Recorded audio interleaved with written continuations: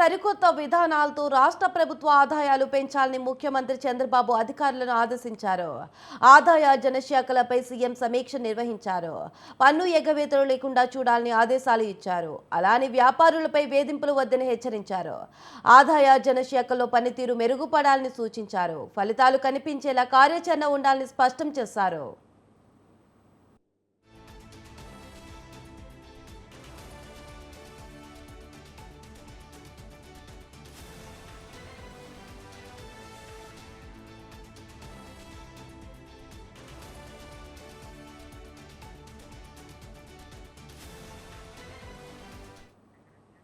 YCP ప్రభుత్వ హయాంలో ఆర్థికంగా కుదేలైన రాష్ట్రం మళ్లీ కోలుకుని అభివృద్ధి చెందాలంటే ప్రభుత్వంలోని ఆదాయార్జన శాఖలు ఉత్తమ ఫలితాలు రాబట్టాలని సీఎం చంద్రబాబు అన్నారు.